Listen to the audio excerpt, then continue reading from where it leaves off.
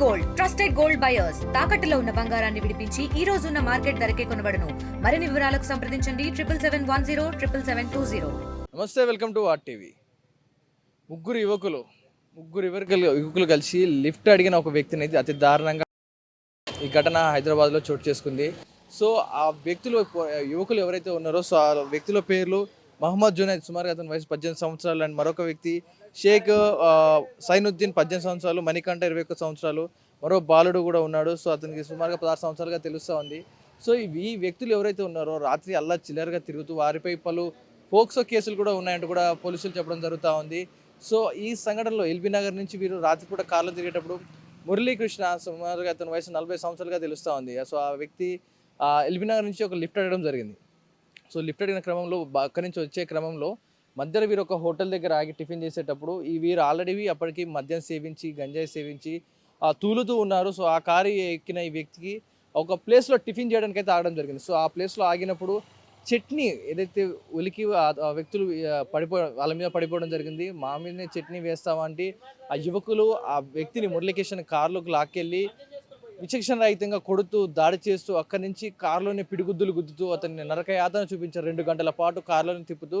So అక్కడ LB Nagar నుంచి NGR దగ్గర టిఫిన్ చేసి అక్కడి నుంచి సుమారుగా మనం ఉంటున్న ఏదైతే ఇండస్ట్రియల్ ఏరియా ఉందో నాచారం ఇండస్ట్రియల్ ఏరియా, ఈ ఏరియాకి తీసుకొచ్చి బయటికి దిగి పారిపోయే క్రమంలో కత్తితో అండ్ చివరిసారిగా తలపై గాయాలవుతూ అక్కడి నుంచి పారిపోతూ సుమారుగా మనం ఏదైతే ప్రాంతం చూస్తూ ఉన్నామో ఏదైతే రైట్ సైడ్ అక్కడి నుంచి ఆ వ్యక్తి గాయాలతోనే నడుచుకుంటూ వచ్చి ఇక్కడ వరకు రావడం జరిగింది. సో ఇక్కడ వచ్చి పడిపోయిన వెంటనే ఇక్కడ కొంతమంది స్థానికులు చూసి అతని డీటెయిల్స్ తెలుసుకోవడం జరిగింది. సో ఆ రోజు ఏం జరిగిందో ప్రత్యక్ష సాక్షులు ఉన్నారు, వారి మాటలనే విందాం. బ్రదర్, ఆ రోజు అసలు ఏం జరిగింది? ఆ వ్యక్తి ఇక్కడికి వచ్చినప్పుడు మీరు చూశారు కదా, ఆ వ్యక్తి ఎలా ఉండే, ఆ సిచ్యువేషన్ ఎలా ఉండే ఆ రోజు? సిచ్యువేషన్ అంటే నాకు ఆ రోజు నైట్ డ్యూటీ ఉండే. డెలివరీ పర్సన్స్ మార్నింగ్ 5 o'clock వస్తారు. వాళ్ళు డెలివరీ చేయడానికి ఫ్లిప్కార్ట్కి వెళ్తారు. అయితే ఆ రోజు ఆ పర్సన్ వచ్చి నాకు లేపారు. లేపంగానే నేను గేట్ బయటికి వచ్చాను. అయితే ఇక్కడ వ్యక్తి అక్కడ నుంచి ఈడ పడ్డాడు. మధ్యలో పడితే ఇక వాటర్ అని అడిగిండు. ఇక మేము అనుకున్నాం తాగి కొట్లాడుకుండవచ్చు వస్తుందని, ఏదో నార్మల్గా అనుకున్నాం మేము. తర్వాత ఇక రోడ్డు మధ్యలో ఉన్న తీసుకుంటే ఆయనే ఆదిత్య అని నేను తీసుకుని అక్కడ అక్కడ అక్కడ పడుకోబెట్టాము. పడుకోబెట్టిన తర్వాత అంబులెన్స్కి కాల్ చేశాను. ఆ వ్యక్తి ఏం చెప్పాడంటే ఇట్లా నాకు కార్లో చాకులతో ఒక 15 అప్పటికే చాలా బ్లీడింగ్ అయ్యింది అతనికి. చాలా బ్లీడింగ్ అయితే ఇక నేను అంబులెన్స్కి కాల్ చేశాను. వాళ్ళ వైఫ్ కూడా కాల్ చేశాను. వాళ్ళ వైఫ్ కూడా రెస్పాన్స్ ఇవ్వలేదు. తర్వాత చెప్తున్నాడు అతను, మా వైఫ్ నెంబర్ ఇట్లుంటుంది అట్లుంటుంది అయినా వాళ్ళు లేపలేదు. వాళ్ళ వైఫ్ అప్పటికి లేపలేదు. ఇక తర్వాత అంబులెన్స్కి కాల్ చేశాను. నేను అంబులెన్స్ కాల్ చేసి అంబులెన్స్ వాళ్ళు వచ్చారు, ట్రీట్మెంట్ చేసారు. అప్పటికే ట్రీట్మెంట్ చేస్తుంటేనే విడిచిపెట్టేసాను సార్. అప్పటికి తర్వాత అంబులెన్స్ వాళ్ళు ఏం చెప్పారు, పోలీసు వాళ్ళకి కాల్ చేయాలంటే పోలీసు వాళ్ళు వచ్చారు. పోలీసు వాళ్ళు చెక్ చేశారు. ఇక పోలీసు వాళ్ళు ఇక క్వశ్చన్స్ మీద క్వశ్చన్స్ వేశారు. అది ఏమంటారు, ఇన్వెస్టిగేషన్ చేశారు. అట్లా ఇక సంథింగ్ అయింది. ఇక రైట్ ఉన్నారు కదా, ఏదైతే ఆ వ్యక్తి ఇక్కడికి వరకు తీసుకొచ్చి ఆ యువకులు దాడి చేసి తీసుకొచ్చి విచక్షణ రహితంగా కొట్టిందే కాకుండా అదేవిధంగా చివరిసారిగా పోలీసులు చెప్పిన ప్రకారం తలపై పదునైన ఆయుధంతో తలపై ఆ వ్యక్తిని తీసుకొచ్చి అక్కడ పడేయడంతో ఆ వ్యక్తి మళ్ళీ కూడా లేచి ప్రాణాలు నిలబెట్టుకోవడం కోసం నడుచుకుంటూ ఇక్కడ వరకు కూడా రావడం జరిగింది. సో స్థానికులు వెంటనే అతను చూసి అంబులెన్స్ ఫోన్ చేయడం జరిగింది. సో ఆ వ్యక్తి వెంటనే తన భార్య నెంబర్ ఇచ్చి భార్యకి ఫోన్ చేయమంటూ నన్ను నలుగురు వ్యక్తులు ఇలా దాడి చేశారు నా మీద అంటూ కూడా చెప్పి అంబులెన్స్ వచ్చింది. ట్రీట్మెంట్ ఇచ్చే సమయంలో తను తుది శ్వాస వదలడం జరిగింది. ఇంత దారుణాలు, గంజాయి సేవిస్తూ మద్యం సేవిస్తూ విచక్షణ రహితంగా జల్సాగా తిరుగుతూ పోలీసులు చెప్పేదాని ప్రకారం జల్సాలకు మరిగి అతి కిరాతంగా కేవలం సరదా కోసం ముగ్గురు ఎవరైతే ఉన్నారో ఆ ముగ్గురు అయితే సరదాకే ఉంది, మాకు అంత తేలికగా కనపడుతూ ఉన్నారు వాళ్ళు అంటూ కూడా పోలీసులు చెప్తా ఉన్నారు. సో ఫ్యామిలీ మెంబర్స్తో మాట్లాడదాం, వాళ్ళు ఏమంటారు వారి మాటలు విన్నాం. రైట్, ఏదైతే జరిగిన సంఘటన స్థలానికి వెళ్ళామో మాట్లాడామో అక్కడ విక్టిమ్తో. సో మురళీకృష్ణ భార్య తులసికి మనతో పాటే ఉన్నారు. అసలు ఆమెను అడిగి తెలుసుకుందాం ఏం జరిగిందో. మా చెప్పండి, అసలు ఎందుకు ఆ కార్ ఎక్కాల్సి వచ్చింది, ఆ టైంలో అక్కడికి ఎందుకు వెళ్ళాడు, అసలు ఎందుకన్నా అలా కార్ ఎక్కాల్సి వచ్చింది అంటారు? యాక్చువల్లీ ఏమైందంటే మేము ఉండేది కేర్ టేకర్గా నేను వర్క్ చేస్తున్నాను ఉప్పల్ కళ్యాణ్పూరిలో. ఇది మా ప్రాపర్ వచ్చేసి ఇక్కడే జిల్లెలు కూడా. ఆ రోజు నైట్ తను వాళ్ళ తమ్ముడిని కలుస్తాననేసి వాళ్ళ తమ్ముడిని కలుస్తాను, మా తమ్మునితో మాట్లాడతాననేసి ఇక్కడికి వచ్చారు. ఇక్కడ వచ్చిన తర్వాత ఇక్కడ ఏం జరిగింది అనేది తెలియదు. కొంచెం ఇష్యూ జరిగిందంట ఇక్కడ. ఇక్కడ కొంచెం ఇష్యూ జరిగి ఇక్కడ పక్కన ఫంక్షన్ అవుతుంది. ఇష్యూ జరిగిందంట 1 o'clock వరకు ఇక్కడే ఉన్నారంట. 1:30 వరకు ఇక్కడ ఉండి 1:30కి బయటికి వెళ్ళారంట నైట్, మిడ్-నైట్లో. ఇక్కడ నుండి వెళ్ళిన మనిషి ఎవరికి లిఫ్ట్ అడగడు, నడుచుకుంటూ అయినా వస్తాడు. ఏ టైం అయినా కూడా వస్తాడు ఇంటికి. బండినే లిఫ్ట్ అడగని మనిషి కార్లో ఎవరు ఎక్కించుకున్నారు? కార్లో మాకు సీసీ కెమెరాలో చూపించారు. కార్లో కొడుతున్నారు. కారు ఊగుతుంది కొడుతుంటే కూడా. అంటే ఎంత లోపల కొట్టాలి ఆయనని. ఆ దెబ్బలు తట్టుకొని కూడా వెనక ఎంత దూరం పరిగెత్తిండు. ఆ కారు తిప్పుకొని వెళ్ళిపోయినారు వాళ్ళు. కార్లో ఎక్కడు, ఎవరు ఎక్కించుకురు, ఎక్కడ ఎక్కింది అనేది కావాలి.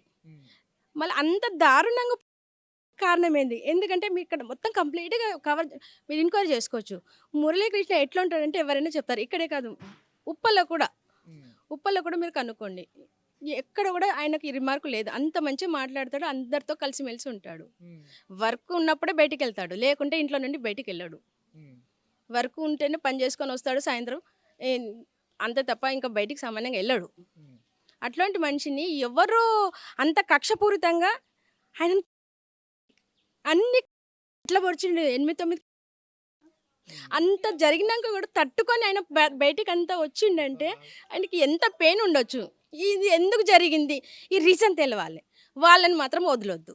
సో కొంతమంది యువకులను అయితే అరెస్ట్ చేసిరు.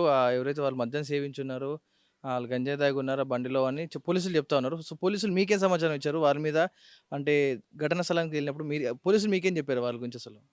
నాకు ఇంకా ఫోన్ చేయలేదు, దొరికారని మాత్రం చెప్పిండ్రు. 4 ఉన్నారమ్మా, దొరికారు, నిన్ననే కార్యక్రమం జరిగింది కాబట్టి మళ్ళీ ఫోన్ చేస్తాము అన్నారు. ఇంకా మాకు నైట్ అయిపోయింది, ఇంకా ఇంతవరకు అయితే కాల్ రాలేదు. సో అది అనుకోకుండా జరిగిన ప్రమాదం వాళ్ళ చేతిలో అలా అయిందా, లేకపోతే మీకు ఎవరి మీద అనుమానం ఉందంటారా? అనుమానం అనేది ఉన్నది, కానీ కొన్ని విషయాలల్లో మేము కూడా ఆలోచిస్తున్నాం. ఎందుకంటే మాకు ఎవరు పగోళ్ళు లేరు, మేము పెద్ద ఆస్తి ఉంది మాకు, ఇది అది అనేది గొడవలు ఏం లేవు. ఇంత దారుణంగా ఎందుకు అయ్యింది? ఇది కక్షపూరితంగా జరిగింది అన్నట్టయితే తెలుస్తుంది. సో ఆ సమయానికి ఇప్పుడు లిఫ్ట్ అడగని వ్యక్తి అంటున్నారు. మరి ఎందుకని ఆ లిఫ్ట్ అడిగి కార్లోనే ఎందుకు వెళ్ళాల్సి వచ్చింది? వారి కార్లో వెళ్ళి ఆ టైంలో ఎవరు ఎక్కించుకున్నారు, ఎందుకు ఎక్కించుకున్నారు అనేది నాకు క్వశ్చన్ అది. ఎందుకంటే లిఫ్ట్ అడిగి బండి ఎక్కని మనిషి కార్లో ఎట్లా ఎక్కిండు? ఆయన ఎక్కండా అనేది నేను నమ్మను. అసలు కార్లో ఎక్కడ ఎక్కిండు అనేది కూడా తెలియడం లేదు. ఇప్పుడు ఇక్కడ నుండి బయలుదేరిండు, జిల్లలగూడలో ఎక్కిండా, ఎల్బీనగర్ ఎక్కిండా, గాయత్రీనగర్ ఎక్కిండా, మందమాల ఎక్కడ ఎక్కింది అనేది తెలుస్తలేదు. ఎక్కడ ఎక్కిండో ఆయన ఇష్టపూర్వకంగా ఎక్కిండా, బలవంతంగా ఎక్కించిండా? నాకు తెలిసినంత వరకు బలవంతంగా కిడ్నాప్ చేసిర్రు, బలవంతంగానే ఎక్కించుకురు అయితే వింటున్నాను నేను. మరి బలవంతంగా ఎక్కించుకోవడానికి కారణం ఏంది? ఆయన దగ్గర డబ్బులు లేవు, ఆయన దగ్గర బంగారము లేదు, అట్లీస్ట్ సెల్ ఫోన్ కూడా లేదు. అట్లాంటప్పుడు ఆయన అంత ఇదిగా పట్టుకొని అంత దారుణంగా కొట్టాల్సిన అవసరం ఏమొచ్చింది? అంత దారుణంగా చంపాల్సిన అవసరం ఏమొచ్చింది? ఆ రీజన్ కావాలి నాకు. సో ఏం లేదు, కిడ్నాపింగ్ చేస్తారు. సో టిఫిన్ దగ్గర కూడా ఏదో గొడవ జరిగింది అంటారు. ఎందుకంటారు? సింపుల్ మ్యాటర్ ఇది. ఎందుకంటే ఆయన దగ్గర ఏమి లేనప్పుడు ఎందుకు చేసిండు అనేది నేను కూడా బాగా ఆలోచిస్తున్నాను. ఇది కక్షపూరితంగా అంటే ఎవరు చేసి ఉంటారు అనేది నాకు కూడా అర్థమైతే లేదు. ఇప్పుడు మా ఫ్యామిలీ విషయాలు అంటే మేము 3. సో ఆ విషయంలో ఏదైతే ఏదో టిఫిన్ దగ్గర గొడవ జరిగిందంటూ పోలీసులు చెప్పడం జరుగుతుంది. టిఫిన్ చేసేటప్పుడు వారి మధ్య గొడవ వచ్చిందంటూ కూడా పోలీసులు చెప్తా ఉన్నారు. సో ఆ విషయం మీకు చెప్పారా? ఇది ఏం జరిగింది అసలు? మీకేం విషయం తెలియలేదా? తెలియదు, చెప్పలేదు. ఇంకా నేనైనా కార్యక్రమం జరిగింది కాబట్టి చెప్పలేదు, ఏమైతే చెప్పలేదు. వచ్చింది సార్, వచ్చి ఆ నైట్ వచ్చి ఉన్నాడు. నేను ఉండమని ఇంట్లో చీకటి అయింది, పోకు తిని వండుకో ఈడ అన్న. లేదు నేను పోవాలని చెప్పి నాతో అంటే రొల్లి పెట్టుకుని ఇట్లా మామూలుగా పెట్టుకొని వెళ్ళిపోయిండు. మీకేంటి దెబ్బ తగిలింది? ఇక్కడ ఏంటది? ఏది ఇది దొరికిపోయింది. ఇది ఇక్కడ అన్ని కూడా దెబ్బలు తగిలినాయి. గొడవ జరిగిందా మీ ఇద్దరికి ఏమన్నా? మామూలుగా అంటే మామూలుగా ఆయన తాగని కొంచెం డ్రింక్ చేసిండు. మామూలుగా ఇట్లా చేత్తో ఇట్లా అంటే ఇట్లా తలిగింది అంతే, అంతమించి ఏం లేదు ఆడ. గొడవ జరిగినందుకు ఇక వెళ్ళిపోయాడా నైట్? గొడవ ఎప్పుడు వచ్చినా అట్లా పొద్దున్న డ్యూటీకి పోవాలని ఎప్పుడు వచ్చినా నైటే వెళ్ళిపోతాడు. నైట్ ఉండమంటే ఉండడు, పొద్దున్న వెళ్ళిపోవాలి. ఆ చిన్నోడు ఉన్నాడు, ఆ చిన్నోని చూసుకోనికి ఎవరు ఉండరు అని చెప్పి వెళ్ళిపోతాడు నైట్. ఎప్పుడైనా నైటే పోతాడు. ఇంక అన్నదమ్ముల మధ్య ఏమైనా గొడవ జరిగిందా? నడుచుకుంటూ అయినా సరే వెళ్ళిపోతాడు నైట్. పైసలు లేకపోయినా నడుచుకుంటూ వెళ్ళిపోతాడు, కానీ ఏ లిఫ్టులు ఆడుకొని ఏమైతే ఓడు మాకు తెలిసి అయితే. టిఫిన్కు కూడా ఓడు నాకు ఏ తెలిసి. విషయంలో గొడవ వచ్చింది మీ ఇద్దరికి? గొడవ వచ్చిందంటే తాగితే ఆయన అట్లా చేస్తాడు, ఉరుతాడు అనమాట. ఉరితే ఇక ఉండమంట నైట్ ఉండి తిని వండుకో అని చెప్తే ఆయన ఉండలే. తాగితే ఆయన ఎవరితోనో ఒకరితోనో గొడవ పెట్టుకుంటాడు, మందితోనే పెట్టుకోడు. మా ఇంట్లోతో పెట్టుకుంటాడు. భార్యతోనన్నా, తమ్మునితోనన్నా. అయితే ఆయన వెళ్ళిపోయింది. ఇక అది కూడా 1:30 అయింది నైట్, అంతే.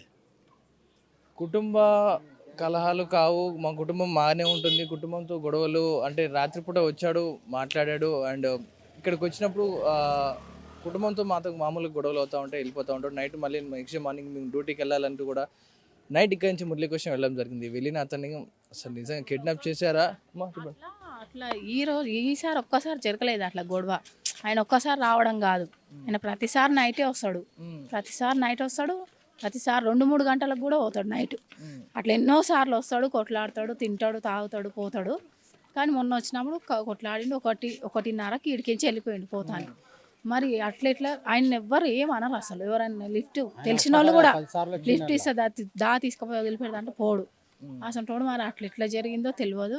మరి కావాలని చేసిరా, ఈ గంజాయిలు ఇట్లా ఏమైనా తాగి చేసిరా, ఏమన్నా ఆయన దగ్గర డబ్బులు కూడా లేవు అసలు. పోయేటప్పుడు 140 రూపాయలు మాత్రం ఉన్నాయి. ఆ పర్సు నాకు చూపించిండు. నన్ను చెల్లె అంటారు, మర్దలు అయినా కూడా చెల్లె అంటారు నన్ను. నా దగ్గరికి ఇవే పైసలు ఉన్నాయి అమ్మ అంటే, తాగక బావా అంటే ఏం తాగని నేను ఇంటికి వెళ్ళిపోతా అని చెప్పి 140 రూపాయలు వాళ్ళ అమ్మ ఫోటో ఉంది పర్సులో, అంతే తప్ప ఆయన దగ్గర ఏ పైసలు అయితే లేవు. ఇంకా బంగారాలు ఉంగరాలు ఏవి లేవు అసలు ఆయన దగ్గర. మరి అట్లా కావాలని ఎవరు ఎందుకు చేసినా తెలియదు. మాకైతే కక్షగా ఉండేటోళ్ళు అయితే ఎవరు లేరు. మరి ఎట్లా జరిగిందో మాకు తెలియదు అసలు.